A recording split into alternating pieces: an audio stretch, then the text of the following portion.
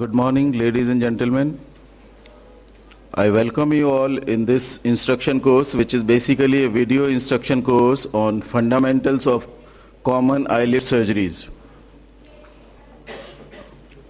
I have no financial interest in this presentation to disclose. As you all know, oculoplasty has emerged as a distinct specialty over past few decades.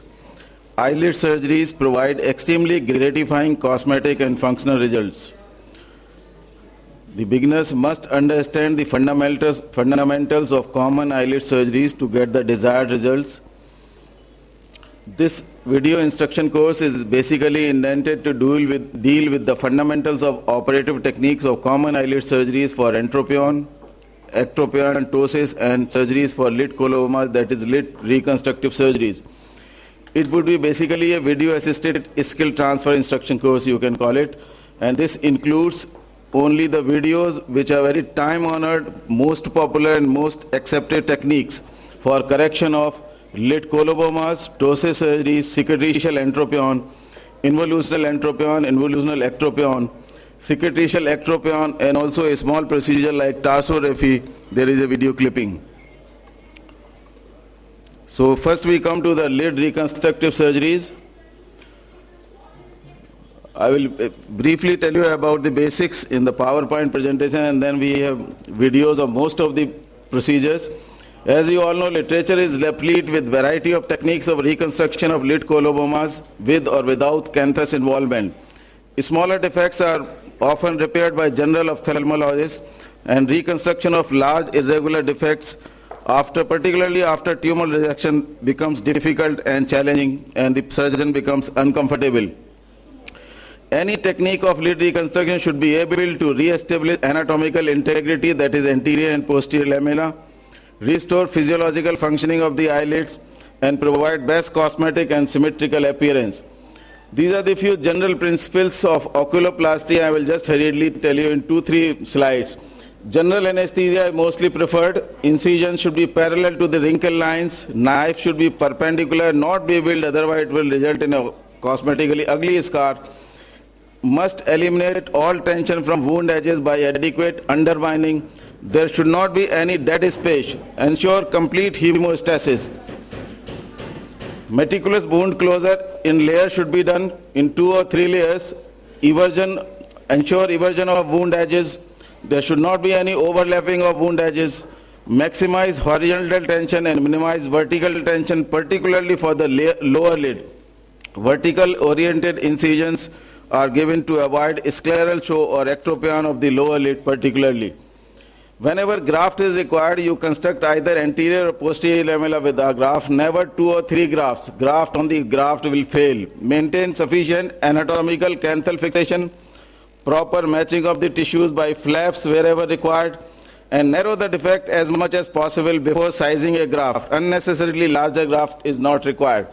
So any reconstructive surgery, you must evaluate the lid defects with size of the coloboma, lid involved, depth, lid margin involved or not, age of the patient, and fellow eye and graft or harvesting sites.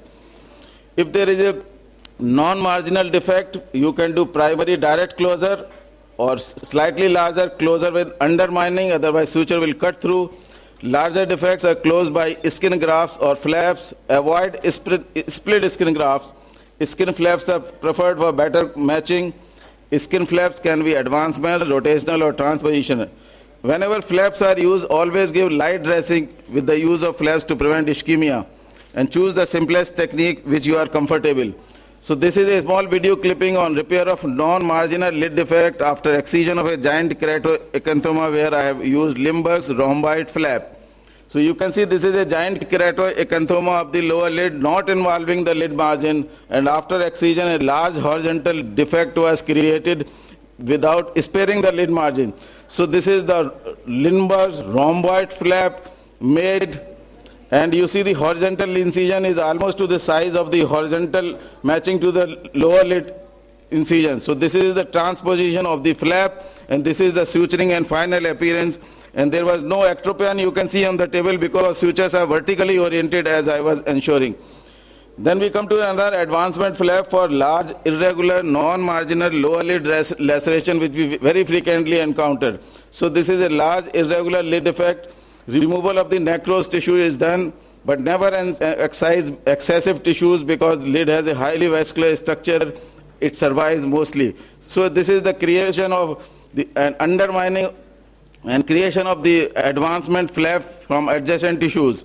Now this is the anchoring suture, two-layered closure of the flap. So you can see the irregular flap has been nicely covered, irregular wound covered with a flap. So this is the dog ear repair of deformity by L-plasty, and you see when you suture it becomes L-shaped. That is why you call it as L-plasty. So this is dog ear repair by L-plasty in the same case. So this is the final look. There is no ectropion, you can see. Then coming to the full thickness lid margin defects, if they are 25 to 30% in young and up to 40% in lax individuals, you can do it by direct layered closure by vertical pentagon technique, vertical matter suture at the gray line. If it is 40% full thickness in younger individuals, then it cannot be repaired by direct, but you have to use canthotomy and cantholysis. Canthotomy and cantholysis additionally repairs another 5 millimeters of the defect. So this is a excision of video on excision of sebaceous cell carcinoma and direct layer closure of vertical pentagon matter sutures. This is a sebaceous cell carcinoma of the upper lid right eye, you can see. So this was excised, and it was excised in such a way that a vertical pentagon is created. So in the beginning you are oriented with the lid reconstructive technique. So full thickness vertical pentagon was created while excising. Adequate wide margins were cut, and they were also sent for frozen section control. So this is a 30% defect. Now this is the direct layer closure. Suture is passed 3 millimeters from the cut edge, vertical, 3 millimeter deep also, and taken out on the other side. So this is the second suture now passed. So when you pass on the gray line, 3 millimeter from the lid margin, 3 millimeter deep, and on the other side 3 millimeter deep emerges on the 3 millimeter. And then another suture is posterior to the lid margin, which is, you see, so you achieve by this vertical mattress the proper outpouting of the wound edges, which is important to avoid lid notch later on. Then suturing of the conjunctivo-sclera, then muscle layer, then finally the skin layer, and you will get a straight line if your pentagon and suturing was excellent. This is the final appearance, post-operative follow-up. You see there is no notch, and very nice lid contour was achieved in this patient. Then this is a video on direct layer closure with canthotomy and cantholysis for a congenital lid coloboma video film. So this is a large defect you see, left upper lid. So important point is freshening of the edges and converting it into a vertical pentagon, as I was saying here. But don't excise it too much of the soft tissues, because there is already shortage of the tissues. There is a coloboma. But freshening is a must, and convert into a vertical pentagon so that a nice vertical straight line is obtained after suturing in 3 layers. So this can be done, and now this is the canthotomy, which can help 5 millimeter. This is the cantholysis is very, very important. Without that, it will not.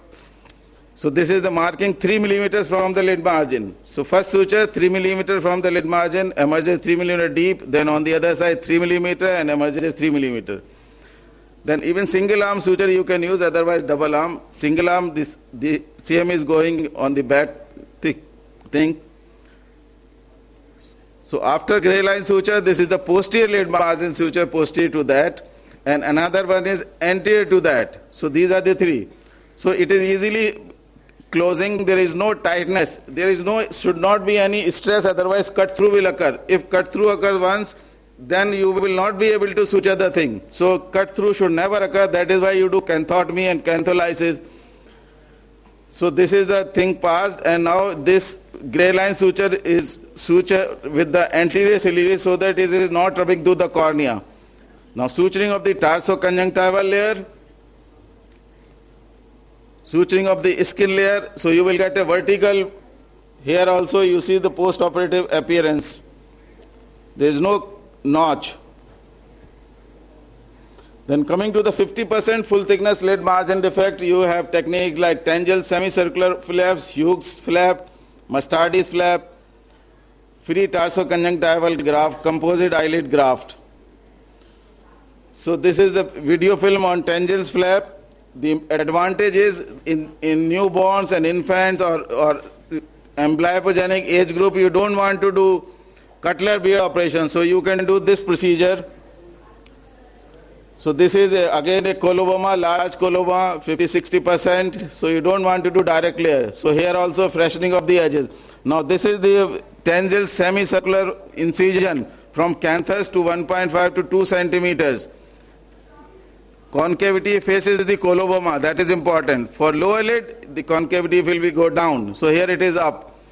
Then you create the flap. Now this is the cantholysis of the superior crest, because superior eyelid is to be, so you can easily now oppose, and rest is the direct layer closure in this also. So direct layer closure is very, very important, because that is used, that is a part and parcel of several operations. So here also direct layer closure has to be done. Then we come to the Mustardi's pedicle flap, which is a full thickness lid margin flap from the lower lid to the upper lid. Important advantage is lid margin is retained in this. It is a two-stage procedure. So this is the Mustardi's full thickness lid margin rotation flap. This is a recurrent sebaceous cell carcinoma. After cutting, 75% upper lid defect was created. You could have used a Cutler beard also, but lower lid does not give the tarsal plate, so I am using this marginal pedicle rotation flap. So after vertical incision, horizontal incision. So again here, now it is the pedicle rotation flap, which is full thickness, and lid margin suturing is undertaken here also. So again this lid margin suturing, gray line, vertical matter suture is very, very important here. So that once you do it, then the procedure is not very difficult, but layered closure is important. Then you suture the tarsoconjunctival layer. Although defect was looking large, and the lower lid I have taken for 75% defect, then suturing of the skin layer. Now this is the tarsoconjunctiva in other area, suturing of the skin layer, and finally you see the appearance of the devil, then follow up. And this is the second stage. Actually, second stage is the division of the flap, but this is difficult than the first step in this operation. So after division, again fashion the edges of the flap, and again direct layer closure here also it comes. And then suturing of the lower lid coloboma, because you have taken the lid, and here you have to use canthotomy or cantholysis because now tissues are shortened. So this is the final appearance during the follow-up in this patient. These are few other cases where you see the very large defect. This is another case, large defect sutured by this and repaired by the same technique. You see that large defect repaired, and now the post-operative appearance after second stage. Then we come to the 60 to 100% full thickness upper lid defect. So you can use a classical Cutler beard operation, periorbital flaps, forehead flaps, or Mustardi's switch flap. So classical Cutler beard is a very common operation, very frequently used by plastic surgeons.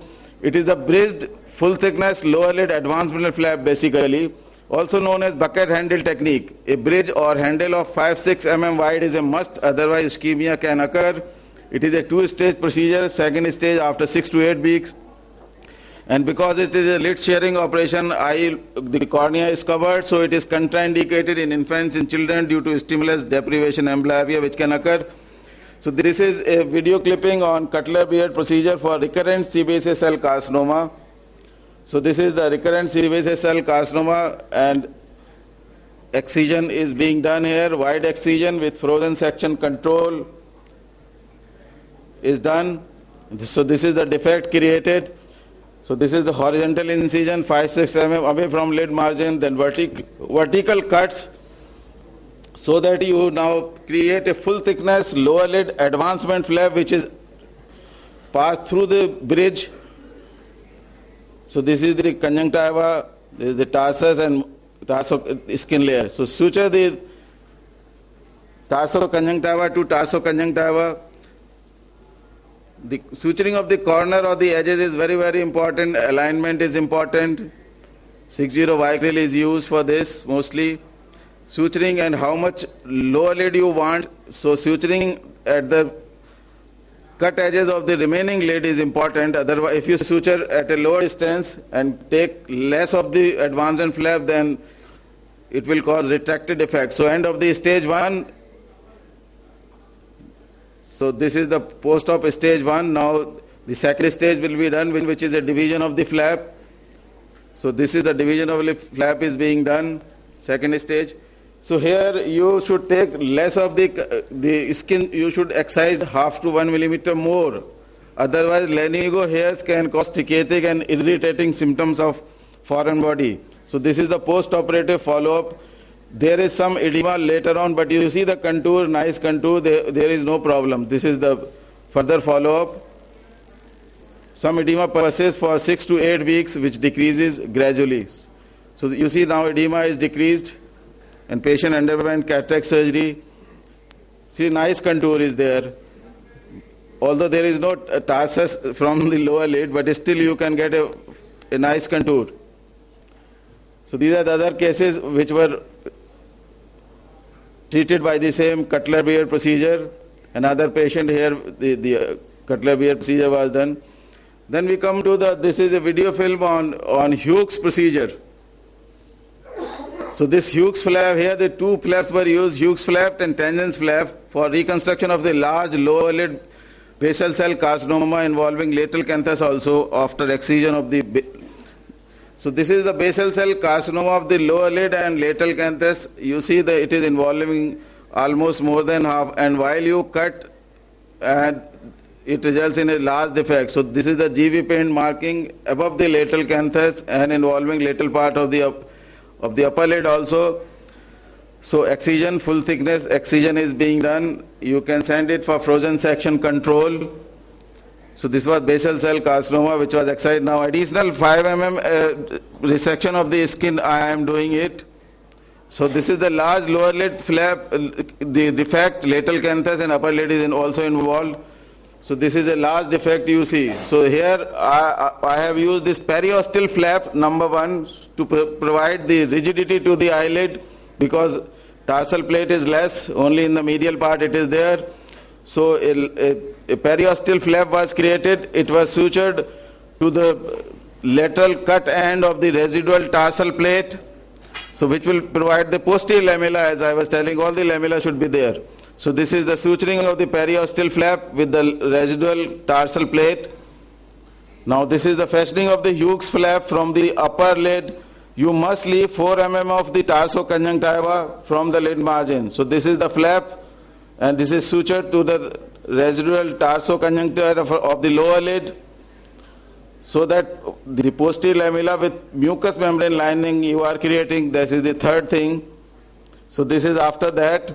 So now you don't have a skin, so this is the creation of the tangents flap for making the anterior lamella. So this is the concavity facing down, tangents flap, again 1.5 to 2 centimeter from the canthus, lateral canthus. So create the flap, dissect it. Properly undermining is very, very important, otherwise it will not reach to the defect. So a lot of undermining is done in all oculoplasty procedures. So suturing of the flap to the lid margin. This is the fixation of the upper lid now to the lateral canthus. So proper fixation is a must. Proper fixation of the upper lid lateral part. So fixation of the flap to the periosteum.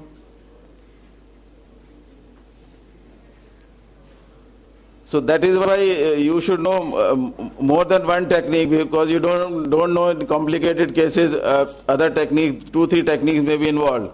So this is the final appearance on OT table.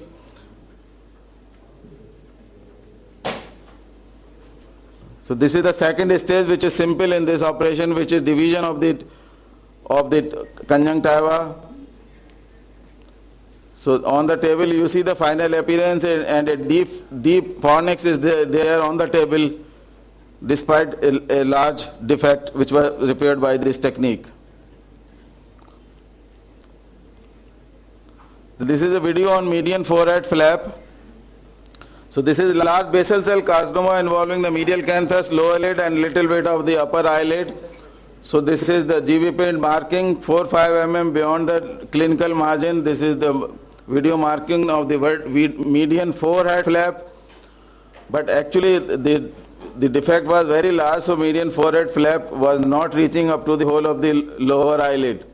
So this is the creation of the median forehead flap. It must have the vascularity. So on rotation, you see this is the suturing of the donor site, which is also very important. A vertical linear scar will be there. So this is the suturing of the medial canthus area is covered, but the lower lid was still left because it was not reaching there. So this is the residual defect which was there, and the residual stump of the lower lid.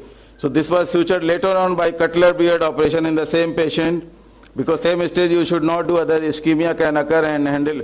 So you can see these photographs where this is the defect and this is the final appearance of the same patient. This patient, this is the defect, median forehead, and this is the Cutler beard procedure, inverse Cutler beard from the upper lid to lower lid. So this was created. This is the other patient where the same medial canthus, upper lid was larger than the previous one. The tumor has been, and this is the final appearance. Here horizontal forehead was created rather than vertical. So horizontal can go more actually. So this is the single flap technique. So basal cell, the Cutler beard procedure was not required. Later on I did conjunctiva DCR in this patient. This is another patient with large defect involving upper lid, medial canthus and lower lid. And this is again horizontal forehead was sutured here. So this is the second stage and third stage with ocular movement and proper lid closure. This is other patient where horizontal forehead and another flap was used. This is another patient, median forehead flap, second stage. So Cutler beard is required. This is a large tumor defect you see after resection. This is the reconstruction. This is a patient where both lids were involved. So what to do when both lids are cut? So I took the upper lid from the other eye, which has had phthisis bulbi. So this is whole upper eyelid transplant in this patient. This is Mustardi's cheek rotation flap. This operation is nowadays not used, so I will not go into. This is the Mustardi's switch flap for the total upper eyelid defect. This is something like that which I already did. Mustardi's lower lid full thickness rotation flap. Exactly, it is the same operation. Then for lateral canthus reconstruction, I have already shown in the video film. You can do it by direct lid closure, tarsal flap technique, periostal flap, or mini plate fixation. So that can be done. Medial canthus reconstruction I have already shown. So this is the final slide of lid reconstruction technique. We all know a variety of techniques of lid reconstruction there is there. No single technique is used to repair all the defects. Surgeon should be defect oriented, not technique oriented. Must learn several techniques to manage complex lid reconstruction, as I already said. Which technique you have to use will depend on prior evaluation of the defect. The technique which is simple, most convenient for you and produces functional and cosmetic results should be used for the procedure. Then we come to the another very important part, the ptosis cases. So this is I will just run through the PowerPoint and then we come to the video film. This is the classification, Kraval beards. Congenital is the most common cause of ptosis, 60%, acquired 40%. So most of my cases are for congenital ptosis. So it is 60%, you can call it simple ptosis. If superior rectus is not involved, superior rectus is involved in 5%, there can be blepharophimosis syndrome, there can be Marcus-King syndrome. So what is the management in these patients? You have to rule out amblyopia. If amblyopia is there, early ptosis surgery should be done, otherwise avoid early ptosis surgery and do whenever it is required by the parents. If ptosis with strabismus is there, or ocular motility problem is there, or double avalier palsy, that has to be managed first, and Bell's phenomena must be there before you undertake ptosis surgery, particularly large ptosis levator resection or frontalis sling surgery. Must correct canthal deformities before ptosis surgery, otherwise your ptosis surgery may have suboptimal results. So this is the evaluation of ptosis, visual acuity, peripheral aperture measurements in 3 gauges or MRD1 and MRD2, lid crease, severity of ptosis, mild less than 2, moderate 3 to 4, severe more than 4. Levator function you should measure. Then after detailed history, onset, birth trauma, rule out acquired ptosis, rule out dry eye. This is how you measure the levator function. Looking down, patient is standing against the wall, knock out the frontalis muscle action, ask the patient to look down and then look up, that is the levator excursion. Ellipse test for infants and newborns. Then check for Marcus-Gunn jaw winking phenomena, that is the lid retraction improves on, the ptosis improves on opening the mouth or on jaw movements. Check for leg of ophthalmos, because post-op leg of ophthalmos may be created. Corneal sensations, ocular movements. Then measure intercanthal and medial distance, horizontal palpebral aperture measurement for blepharophimosis syndrome, which is seen in 5-6% of the cases. This is just to summarize the workup of the ptosis patient, which is known as mnemonic destiny, on which the destiny of the patient depends. So destiny, D for droop, degree of titter, in ophthalmos function, T for tear film, basic secretion test, I for ellipse test, N for nerves, corneal sensation, third nerve, DEP, Y for yawning, that is jaw winking phenomena. So you can differentiate congenital from acquired ptosis. If you ask the patient to look down, the ptotic side palpebral aperture will be more in congenital, but not in acquired. That is the difference. So what are the contraindications of ptosis surgery before you plan to do? Limited ocular movement, third nerve palsy, DEP, CPEO, or myasthenia gravis. Absent Bell's phenomena is very, very important. Patient can end up in exposure keratitis later on, and vision will be lost. Vision should never be lost in any of the oculoplastic procedures, which are basically cosmetic. So functional loss should never be done. There are court cases if vision is lost. Decreased corneal sensation, orbicularis weakness. So what is the ideal age? There is usually, as I said, if the amblyopia is there or risk of amblyopia, early surgery, otherwise at 3 to 4 years of age. Basically when the patient becomes cooperative, that is the age, or whenever the parents desire. Preschool, otherwise inferiority complex can develop. That is the idea. So what are the ptosis operation? I have video film of fascianal servate operation, levator resection, brow suspension, ptosis repair. So factors affecting the choice of the surgery: degree of ptosis, levator function, unilateral or bilateral, associated problems.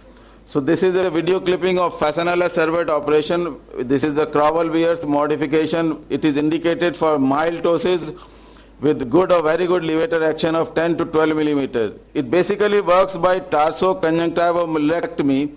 There is no levator resection. So this is the eversion of the tarsal. The lid is everted on the lid spatula. 2 hemostats I have used to grasp the superior everted lid, and suturing is done just above that, but you must leave at least 4 or 5 millimeters of the tarsoconjunctiva and the lid, otherwise lid instability may result. So suture with 6-0 plain gut. If that is not there, you can use 7 or 8-0 Vicryl, because 6-0 is not available nowadays. So this is after suturing, you cut the grasp tissues. You should be careful, otherwise notch can be created. So central portion should not be cut more, otherwise notch can be created. So horizontal thing. So this is the cutting, and these are the tissues, which consists of basically tarsoconjunctiva and molars. No levator is there in this technique. It has been proved histopathologically. So suturing is done, continuous suturing, and knot is buried subconjunctivally in the lateral part. So that is Crowell-Wears modification. This is pre and post operative. You see right eye, which was nicely covered. This is a very predictable operation. Another case where post-op fascianula has been done. So this is a video clipping on levator resection, skin approach, traction sutures, 3 traction sutures, lid spatula, lid crease incision is given, incise cutting skin and orbicularis muscle, expose the tarsus and the muscle layer, go dissect the thing so that you expose the orbital septum. That is very, very important landmark. Once the orbital septum is exposed, you give an incision, a nick in the orbital septum so that there is herniation of the pre-aponeurotic fat. That is a landmark. So this is the pre-aponeurotic fat which is there, and underneath the pre-aponeurotic fat is the levator muscle. So this is the levator muscle and that is the fat. So go on dissecting. This is the muscle, then lateral and medial cuts, and then I will pass the Westcott scissor to undermine the thing, go between the levator muscle and the conjunctiva. So this is the levator muscle which you are seeing. Now you can pass sutures before or after cutting, or this thing, the anterior end which is attached to the lower part of the tarsal plate. So this is the levator muscle, this is the lateral horn being cut. Be careful not to damage the lacrimal gland. This is the medial horn, should be cut vertically. So you have a nice levator muscle. Now depending how much you want to cut, you mark with the GBB paint. And now this is the suture. You can use a double armed or single arm. So this is single arm, so I pass from the muscle side first. On the tarsal plate, it should be 4 millimeter superior to the lid margin. Suture should be tight, not at the upper tarsal edge, and neither very anterior and behind the cilia, neither that. So that is the idea, 4 millimeters.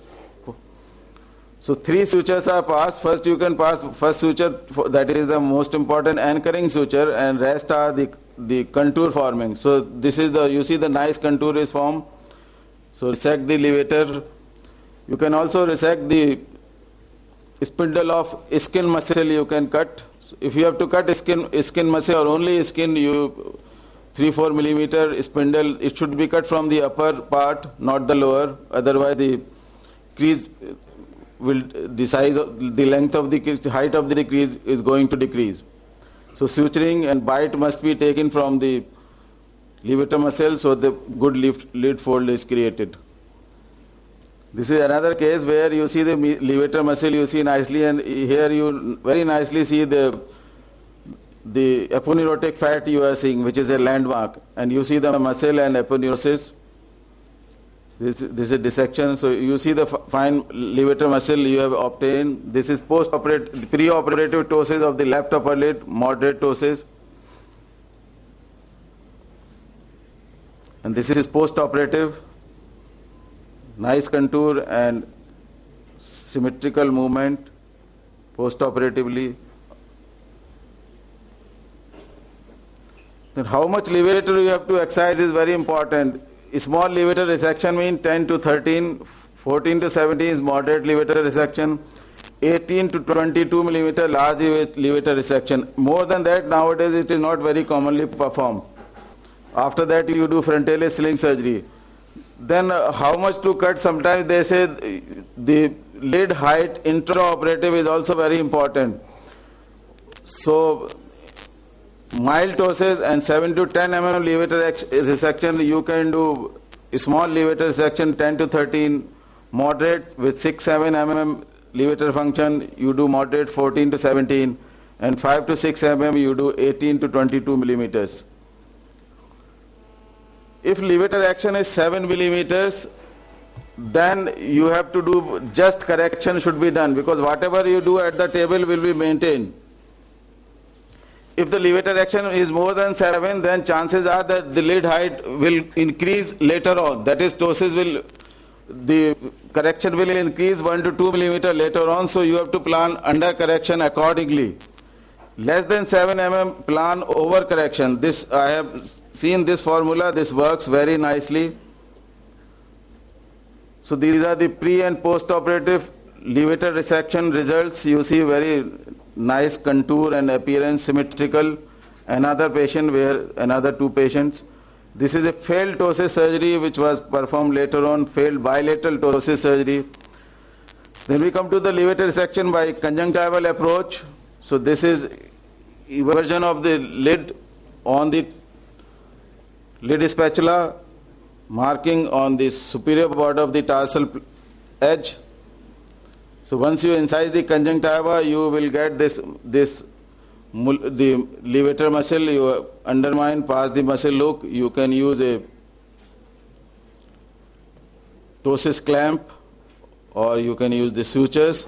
So you have to dissect now from the conjunctiva and also from the anterior and posterior aspects. You dissect it properly. You can also leave bullous muscle, but I have found that is difficult to leave sometimes. So this is the dissection. Now the horns are cut, medial horn is being cut. You should be careful, otherwise reflected tendon of the superior oblique may be damaged. So this is the pre-aponeurotic fat. Even on the conjunctival side, you can see the landmark. So you get the levator muscle, nice length of the levator muscle you have got here. Both surfaces shown here. Now depending on how much you want to cut, you mark it, and after you pass the suture. Here suturing is very, very important. Take from the anterior surface, it emerges, and then pass through the conjunctiva, and then again in the tarsal plate. So that is how, and then it emerges on the skin surface, conjunctival side.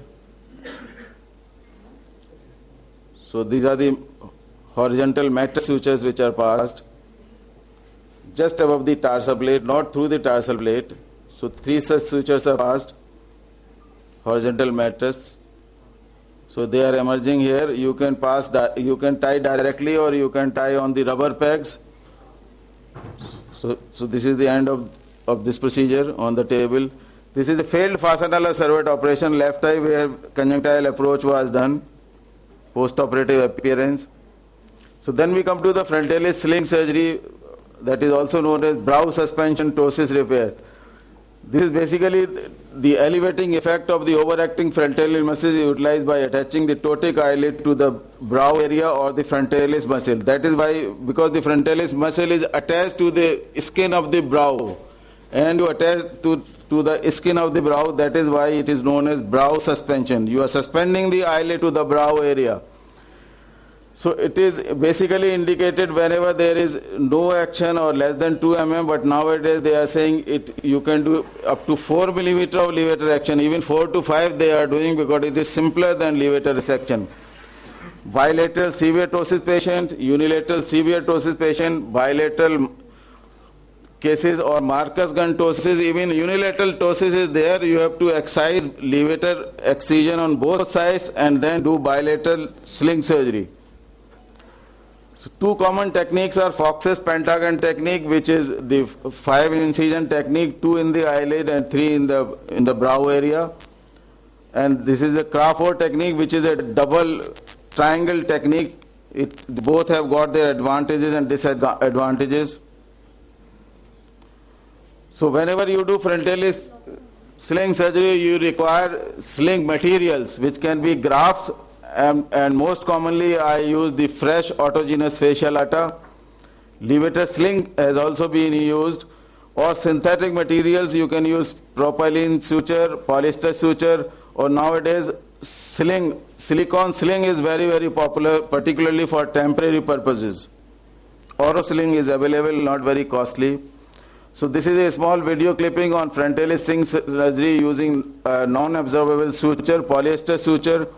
It was a temporary suture sling surgery, modified Fox's pentagon technique.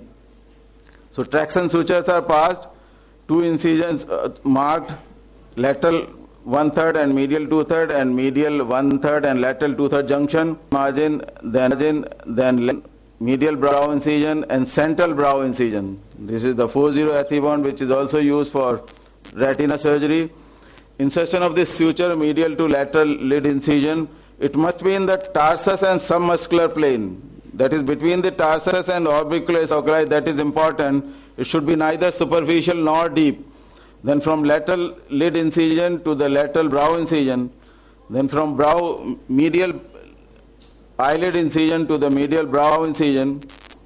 Even very small stab incisions you can do, or even no incision technique is described, but they have their own problems. So for explanation purposes, this I am showing this small incision you can do. They heal nicely without creating any scar, because there is a high vascularity and they are parallel to the wrinkle lines. So this is once you pass from the middle brow incision, pull it, and you see the nice contour and correction effect is coming. You find at the table. Mostly you should do over correction in this because once you bury the knot, some under correction occurs. So achieve over correction just touching the limbus. So 2 mm over correction. So knot is tied, knot is buried now. It must be there under the muscle layer. You can give only one suture here, 60 Weichel. This is passing of the frost suture from the lower lid emerges as a gray line, then through the upper lid gray line, out of the skin, pull it and pass 3 tap to the forehead. Then this is a video clipping where frontalis sling surgery is done using autogenous fasciolata, my technique of small strip, mini fasciolata strip utilizing Fox's pentagon technique. So harvesting of the fasciolata from lateral side of the thigh.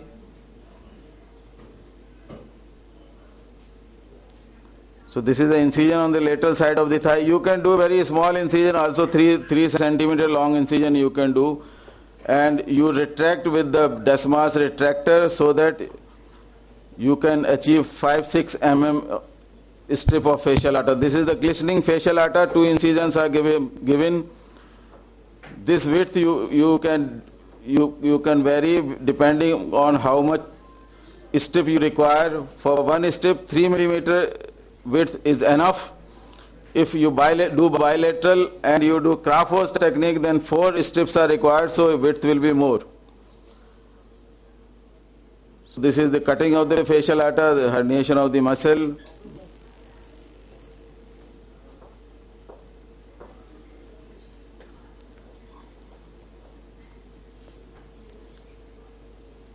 So here the basic modification is I am using only 5-6 centimeter long fasciolata, whereas it is described 10 to 14 centimeter in the books. That is not required because this is the small strip which is required. This is the suturing. Vertical mattress sutures are used, 40 silk or Prolene you can use. So this is the final appearance of the harvested area. So these are the again modified Fox's pentagon technique, those 5 incisions here.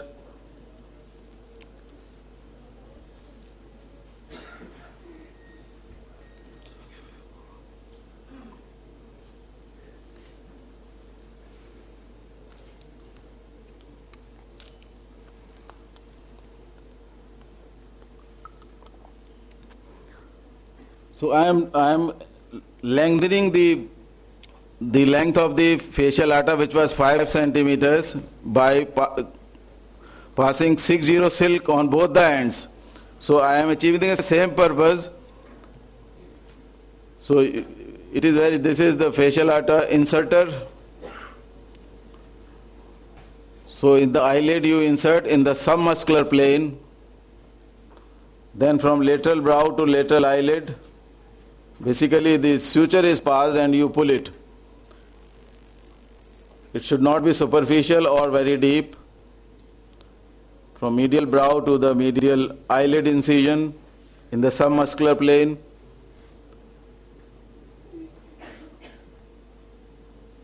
So once you pull it, because actually 5-6 centimeter is adequate, but it is a must to attach with the sutures. Now medial brow to the middle brow to medial brow incision, central brow to lateral brow incision. You insert the fasciolata. Now once you pull it, you see the correction and the contour achieved at that intraoperatively, and this is the two ends of the facial atta which you have got. So this is just the adequate thing. It is neither excess nor small. So in children this is enough, 5 centimeter long. In adults maybe it is slightly more, but mostly this surgery is done in the children. So this is the adequate length. So this is a mini facial atta strip. You can use facial atta stripper as well. So then you can anchor this facial atta to the periosteum, but even without that it works. 6-Proline is used for tying the knot. So I am not tying directly the facial atta. That is the ptosis on the left side, looking up, looking down. So levator function you see very poor. Good Bell's phenomena. So this is post-operative, was done, symmetrical appearance, no overhanging of the skin, but there is lid lag in this operation. So this is a patient where jaw winking phenomena is there. I did bilateral surgery, but I did not excise the levator, which is known as chicken beard procedure or Callahan's operation. This is bilateral sling surgery for unilateral Marcus gun ptosis. This is another patient, right side, severe ptosis, poor levator function, good Bell's. Frontalis sling surgery utilizing mini facial atta strip, autogenous facial atta is the best. So this is the appearance, post-operative, mild lid lag and lag of thalamus is always there. So this is symmetrical appearance. This is another patient where bilateral severe ptosis is there. You see the arching of the brow to lift. So this is bilateral ptosis surgery was done in this patient using slings, frontalis sling surgery in this patient. So these are the cases of blepharophimosis syndrome where also you do bilateral sling surgery, but what is the management of canthal deformities? So for epicanthus you can do Verwe's vivaplasty, Mustardi's double rectangular flap. For telecanthus you can do MCT shortening, plication. Transnasal wiring is very popular but has got its own disadvantage. I have described a technique of retroplacement and shortening of medial palpebral ligament for these cases with very good results and long follow-up. So this is a video film of blepharophimosis syndrome you see, and this is the technique of retroplacement and shortening of, and this is the result. You see the telecanthus and epicanthus are corrected and you can see the caruncle now. So this is a patient of blepharophimosis where amblyopia chances are there. So first surgery I have done is just do suture sling surgery so that amblyopia doesn't occur, and later on child will grow and will do the canthal deformity. This is an exception where you can do sling surgery without canthal correction. So this is a patient with bilateral ptosis due to blepharophimosis syndrome. You see the post-op appearance, nice canthal deformities and epicanthus are corrected and ptosis surgery. Then this is just few slides I am showing. Levator sling, this is indicated where you have patient where severe Marcus gun phenomena is there and you don't want to do other operations. You can utilize the same levator sling, because otherwise also you have to excise. So in this operation you basically go 25 mm behind in the orbit, catch hold the muscle, and it is attached to the tarsal plate and anteriorly as shown here. Then create three strips of the levator muscle. So 3 flaps you have created and pass in the 3 incisions, central, brow incision and 2 lateral, and pass these muscle flaps and pull it, and you can see the correction. So this is here you have used the levator sling, which is autogenous material, and also corrected the Marcus gun jaw winking. So this is a patient where Marcus, you see here Marcus gun phenomena was very severe. You see almost 15 millimeter Marcus gun excursion you see in this patient. So patient wanted to get rid of Marcus gun phenomena and also ptosis correction. So I did the same operation and you see the result post-operatively. So before we go to surgeries for upper lid ectropion and entropion, I request our keynote address presenter, Dr. Preeti.